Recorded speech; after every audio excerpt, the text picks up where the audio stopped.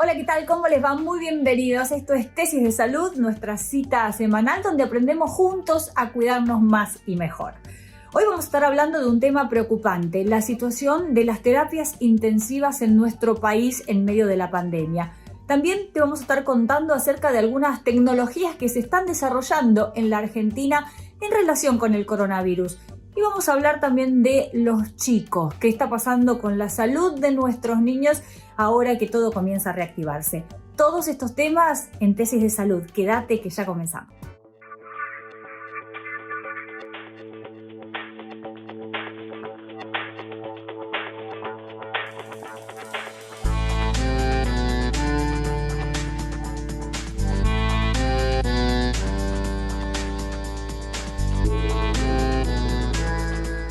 Nos acompaña ahora Rubén Geneiro, que es abogado y presidente del Instituto Nacional de Tecnología Industrial, y nos trae una buena noticia porque el INTI creó un ventilador alternativo para asistencia de emergencia, el EVA02. ¿En qué consiste? ¿De qué se trata este instrumento que han creado? Este equipamiento médico que hemos desarrollado y que se ha aprobado por ANMAT es un equipo de ventilación asistida. Básicamente lo que se intenta es que pueda asistir de manera continua e ininterrumpida a un paciente con insuficiencia respiratoria. El objetivo ha sido siempre generar un mecanismo de bajo costo para poder complementar a los respiradores que ya existen en el Sistema Nacional de Salud. Es un desarrollo diseñado por el INTI junto a 5 pymes nacionales. ¿Cómo fue el proceso de creación del EVA02? Ya a fines de marzo comenzamos con una etapa con nuestros equipos de mecánica y electrónica de desarrollo de un prototipo de estas características. Justamente encontramos una empresa vinculada al INTI que tenía un objetivo similar, por lo cual se fusionaron estos proyectos, se complementó con otras 5 empresas y lo que nos permitió es hacer un desarrollo mucho más activo y articulado, complementar capacidades de las empresas para la etapa de producción. Y además recibimos un apoyo de la agencia de I+D del MINCIT, del Ministerio de Ciencia y Tecnología, lo que nos permitió desarrollar en tan pocos meses un equipamiento de estas características. Ha sido una dinámica muy virtuosa de articulación público-privada. ¿Y para cuándo se espera que estén funcionando en el país? Este equipamiento médico fue concebido junto al consorcio con el objetivo de que, aprobado por ANMAT, hubiera una posibilidad rápida de producción y comercialización. Eso queda a cargo de las empresas y el compromiso es iniciar con 100 equipos por semana, más 500 bolsas autoinflables que antes se importaban y ahora se pueden producir en el país, por lo cual el objetivo, si la pandemia así lo exige, es poder ampliar esa capacidad. Siempre esperamos que no sea necesario, pero está ese objetivo de mínima, por lo cual hay una buena capacidad de producción por parte de las empresas que intervienen en el consorcio. La doctora Celeste Celano es médica pediatra y vamos a hablar con ella de un tema clave que preocupa mucho en este momento, el cuidado de los chicos. Las actividades se han reactivado, hay mucha más gente en las plazas, por ejemplo, en la calle en general. ¿Cómo cuidamos a los niños en este contexto? Bueno, las actividades comienzan a retomarse de forma paulatina y los niños no están exentos de esto. De hecho, pueden hacer salidas recreativas acompañados de sus padres, siempre dentro del contexto familiar. Es muy importante para ellos que ellos puedan tener contacto con el aire libre, con el sol, con los paseos. Pero para eso tenemos que optimizar los cuidados, para evitar la circulación del virus, el hecho de traer el virus a casa o de que algún miembro de la familia pueda contraerlo. Para eso es muy importante tener conversaciones con ellos, independientemente de la edad que tengan. Los chicos siempre nos van a entender. Es muy importante sentarnos a conversar antes de realizar estas salidas recreativas, como para que ellos entiendan cuál es la verdadera importancia del cuidado y cómo lo tienen que llevar a cabo. En el caso de que sean chicos que son un poquito más grandes, uno recomienda el uso de tapabocas y de tapanariz y explicarles que eso lo deben tener puesto, que tienen que tratar de no sacárselo. Fomentar mucho el lavado de manos una vez que volvemos de estos lugares, sobre todo si fuimos a la plaza. Fomentar el cambio de ropa cuando ingresamos a casa, la quita de calzados. Pero es muy importante hacer hincapié en que las plazas van a ser un lugar de contagio en el caso de que ellos estén en contacto con chicos que no son los chicos de su familia, que no son sus hermanos o sus convivientes. En este caso, lo que hay que tener muy en cuenta es explicarles que uno tiene que mantenerse alejado de los otros chicos, que no pueden compartir comidas ni bebidas y que en el caso de que usen tapabocas y tapanariz no pueden quitárselo en ese momento. Fomentar mucho los hábitos de limpieza sin inculcarles miedo, por supuesto. Siempre una charla alentadora como para que ellos entiendan la importancia sin entrar en ninguna crisis de angustia. Bueno, si bien sabemos que este virus es nuevo para nosotros y lo estamos estudiando desde hace unos meses, desde que salió, constantemente nos va sorprendiendo con noticias, con novedades e inclusive con estudios que se van llevando adelante. En este caso no podemos dejar de mencionar estudios recientes que hablan de la funcionalidad del niño en lo que es la propagación del virus. Al principio se pensaba que los niños eran portadores asintomáticos o portadores leves, que su carga viral, es decir, la cantidad de virus que estaba en sus vías aéreas respiratorias, era prácticamente indetectable y que eso podía generar que ellos mismos no generaran contagio comunitario. Bueno, a través de estudios que se vienen haciendo en este último tiempo, lo que sabemos es que los chicos contagian de la misma manera que los adultos e inclusive a veces en mayor cantidad.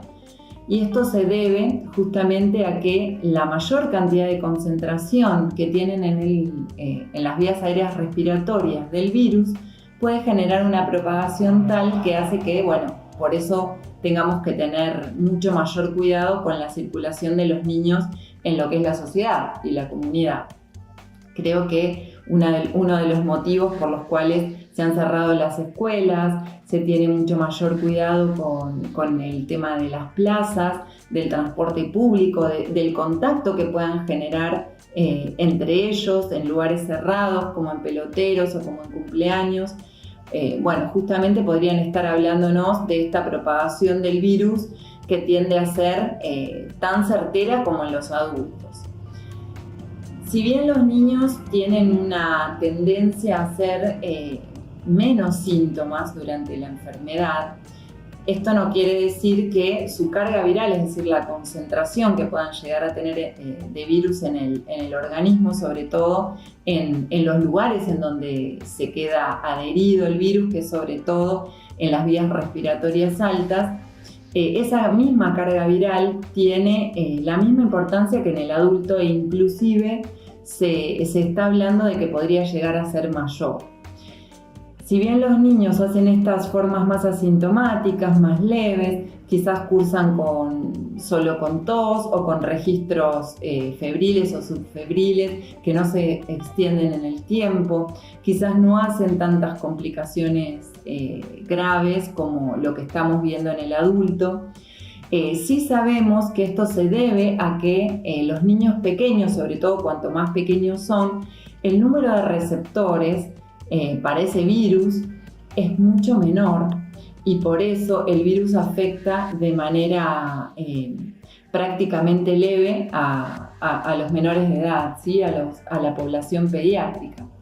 Si bien hemos visto formas graves y estamos viendo formas graves en los adultos que más que nada se vinculan con un síndrome multisistémico inflamatorio que, bueno, se manifiesta por la inflamación de muchas zonas del organismo, sobre todo de vasos, de órganos, que pueden generar que el niño ingrese a terapia intensiva.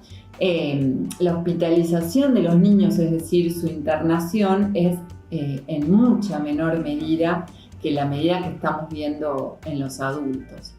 La recomendación con los niños más que nada tiene que ver con esto de que no estén en grupo, no estén en comunidades cerradas, no se junten.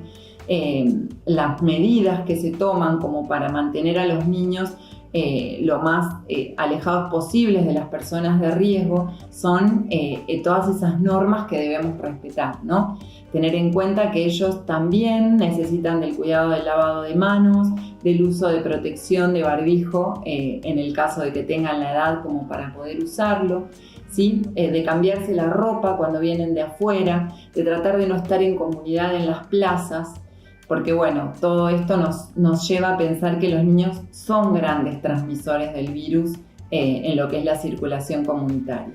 Y una de las preguntas del momento, ¿cómo distinguimos si un chico tiene gripe, un resfrío o coronavirus? Los signos y síntomas del coronavirus comparten mucha sintomatología con todo lo que es virus respiratorios, es decir, los virus que tenemos estacionalmente en lo que corresponde al otoño y al invierno. Fiebre, tos, dolor de garganta, resfrío, sensación de malestar corporal, ¿sí? Esos síntomas se comparten con todos los virus estacionales, con lo cual nosotros ahora tenemos que tener en cuenta que cualquier paciente que presente esa sintomatología es coronavirus hasta que se demuestre lo contrario. ¿Qué quiere decir? Que la forma en la que nosotros tenemos de distinguir esos virus es haciéndole el test del hisopado, es decir, el test de PCR. Por lo cual es muy difícil clínicamente hoy, teniendo un virus tan potente y tan altamente contagioso como el coronavirus, poder distinguir o discernir de qué se trata cada virus que comparte los mismos síntomas. Por lo tanto, es de mucha importancia estar atentos a esta sintomatología, mantener todos los recaudos necesarios, asistir al centro de salud como para poder realizar el test en el caso de que el profesional de la salud lo considere. A partir de los 40 años, tus articulaciones se empiezan a desgastar. Elegí atacar solamente el dolor o atacar la causa que lo genera. Curflex te ayuda a restablecer la flexibilidad de tus articulaciones. Curflex, seguí haciendo lo que disfrutás. Está con nosotros también el doctor Ignacio Previgliano, que es director del Hospital Fernández, y queremos charlar, doctor, con usted el nuevo protocolo que se aprobó para despedir a pacientes con COVID.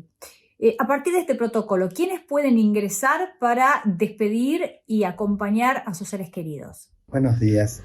Tal vez una de las cuestiones más dolorosas de esta pandemia es el paciente que tiene que pasar el final de su vida en la unidad de terapia intensiva. Estos pacientes tienen la característica de tener internaciones prolongadas recibiendo mucha medicación, y su estado de conciencia en el momento del final de la vida en general está deteriorado, están en coma farmacológico por lo general. Entonces, lo desesperante, tanto para el paciente como para la familia y para el equipo de salud, es que el paciente va a morir solo, va a estar solo. Para esto, cada institución tenía un protocolo, pero desde hace 3 semanas se sacó un protocolo único desde el Ministerio para que puedan los familiares acompañar con todas las prevenciones en el momento final de la vida a estos pacientes. Los requisitos para que los acompañantes puedan entrar es un acompañante por paciente entre 18 y 60 años, que estén en buena salud general, si son mujeres que no estén embarazadas, no tener factores de riesgo para... ¿Nos podría dar, doctor, algunos detalles de este protocolo? Estas etapas. Una primera etapa en la cual el médico de la unidad de cuidados intensivos le explica al familiar el estado del paciente, cómo lo va a encontrar, qué tipo de aparatos tiene conectados, de manera tal de que no se impresione, no se asuste y pueda empezar su duelo correctamente. Luego la enfermera en control de infecciones o una enfermera de la institución le va a enseñar a ponerse el equipo de protección personal que es acorde al área de terapia intensiva.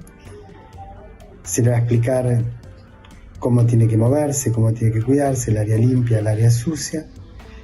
Y mientras tanto, en el caso del Hospital Fernández, el equipo de soporte espiritual y de duelo, en el cual trabaja la doctora Carro con los cuidados paliativos, el padre Jorge desde el punto de vista espiritual, los van a acompañar en este momento y se les va a permitir el ingreso al box donde está el paciente para que lo acompañen el tiempo que ellos consideren necesario. No se les pone un tiempo fijo. Por último, algo que está en el protocolo y que me parece importante rescatar es que se recuerda a todos los agentes de salud, a todo el equipo de salud, que los pacientes pueden tener directivas anticipadas.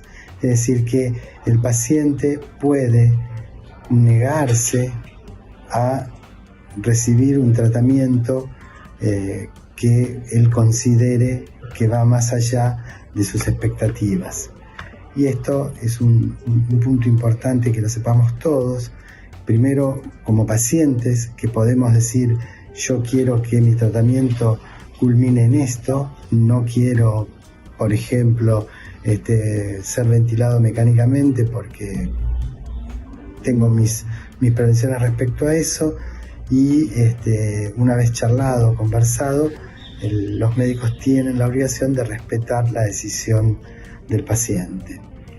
Un ejemplo corto, por ejemplo, si yo tengo 87 años y sé que la mortalidad de los pacientes en respirador, en terapia intensiva con coronavirus está cercana al 80%, yo puedo perfectamente tener mis directivas anticipadas y decir, bueno, yo quiero que hagan todo hasta la ventilación mecánica. Y cuando llegue ese momento, bríndenme cuidado. Somos farmacéuticos argentinos, profesionales de primera línea en esta emergencia sanitaria. Y estos son nuestros consejos. Si toses o estornudás, hacelo utilizando el pliegue del codo. Por favor, informate de fuentes oficiales y no te automediques. Cuando vayas a la farmacia, que sea solo por medicamentos esenciales. Y acordate siempre de estar, como mínimo, a 1,5 metros de tus pares. Lavate las manos con agua y jabón durante al menos 40 segundos varias veces al día. Y si tenés hijos, mantenerlos en casa. Si tenés síntomas compatibles con la enfermedad como fiebre, tos y dificultad para respirar, no vayas a la guardia. Comunicate con el número que el Ministerio de Salud le designó a tu provincia. Si sos mayor de 60 años y o tenés alguna enfermedad, quédate en casa y envía a alguien por vos a la farmacia. Trabajamos para garantizar el acceso racional a tus medicamentos. Ayúdanos a cuidarte y cuidanos.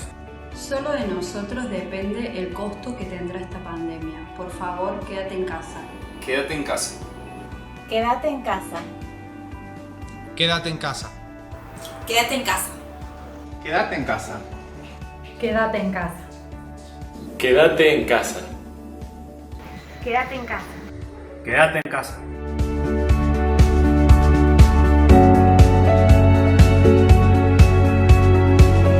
Bueno, en sí el coronavirus no tiene relación con una alteración en el funcionamiento de la tiroides, sin embargo el estrés sí.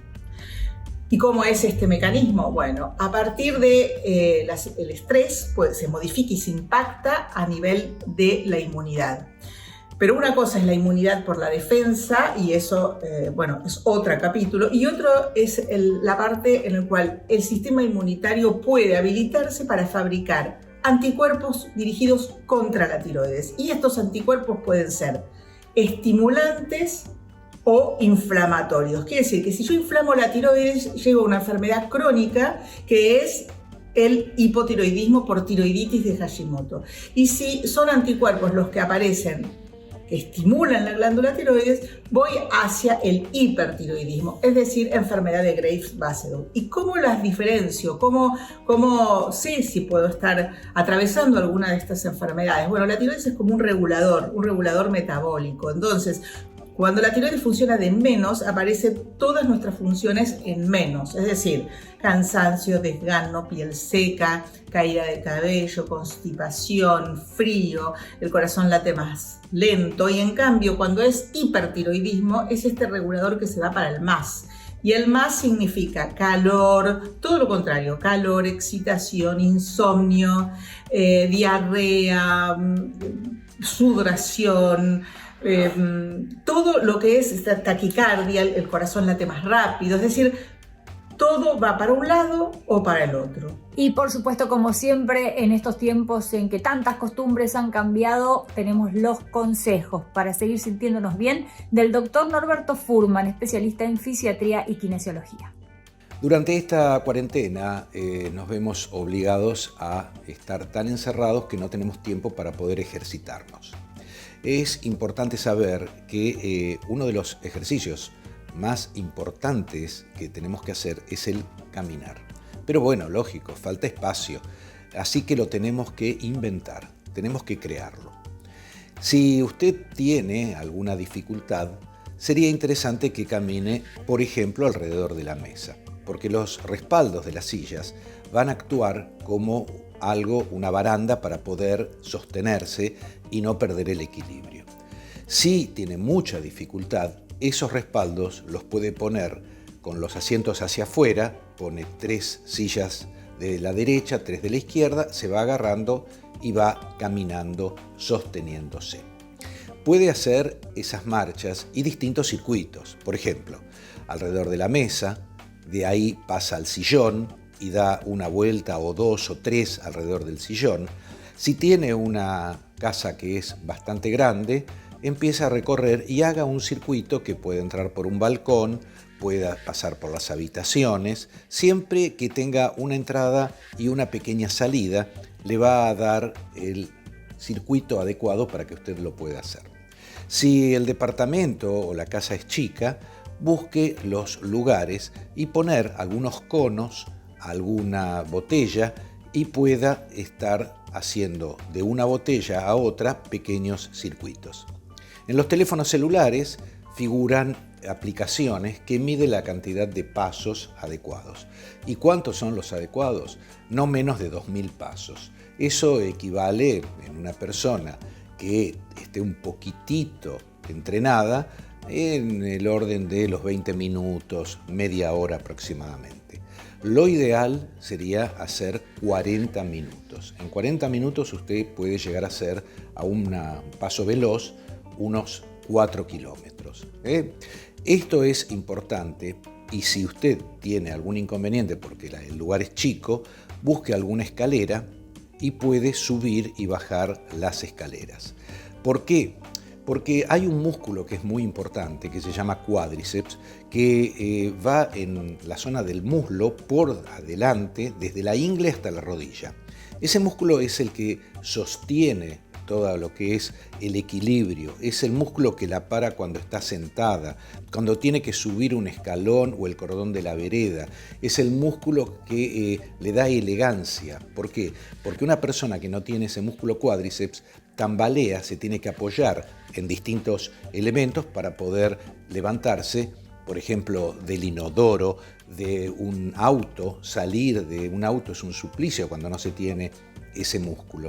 Entonces, ese músculo fortalecido lo puede hacer y se puede fortalecer con las escaleras, subiendo y bajando escaleras. Esto es importante porque le va a dar estabilidad y sobre todo elegancia en el momento que tiene que dar los primeros pasos después de estar sentado. Esto que es caminar es fundamental porque se ponen en movimiento una cantidad enorme de músculos. Estos músculos empiezan a bombear sangre hacia todo el cuerpo. Se activa todo lo que es la parte de los líquidos, los riñones, se activa todo lo que es la parte digestiva, porque todo lo que es sangre renueva y llega al cerebro, que es el jefe supremo de nuestro cuerpo. Es importante que usted, si tiene alguna dolencia, lo haga despacio. Si no puede caminar rápido, camine despacio. Si no puede caminar despacio, que le pongan patines y que le empujen, pero no se quede en la silla, no se quede en el sillón. La silla, el sillón es un veneno. No puede estar más de 40 minutos sentado. Entonces, si usted está mirando televisión, si usted está leyendo algo, si está con el celular, si está con la computadora, un rato, sí, ¿cuánto? Media hora, 40 minutos. Después se levanta. Si tiene que estar en el baño y quiere ir al dormitorio, bueno, puede dar una vueltita por la casa y llegar al dormitorio. Si quiere ir a la cocina, lo mismo. Llega, da una vuelta a la mesa y ya se mueve algo. Es importante saber que si usted no mueve las articulaciones, como un auto que usted lo deja durante un año en un garage, cuando lo quiere arrancar ya no funciona. Las articulaciones son el mismo ejemplo para que usted no haga estas diabluras. Así que a moverse, a levantarse de esa silla, de ese sillón, que la cuarentena nos tiene para un ratito y usted tiene que moverse para que cuando termine la cuarentena pueda estar entrenada para poder hacer su vida más normal. Nos vemos en la próxima. De esta manera llegamos al final de Tesis de Salud. Muchísimas gracias por estar del otro lado y los espero la próxima semana para seguir cuidándonos juntos, porque juntos nos cuidamos mejor. Hasta la próxima. Chao.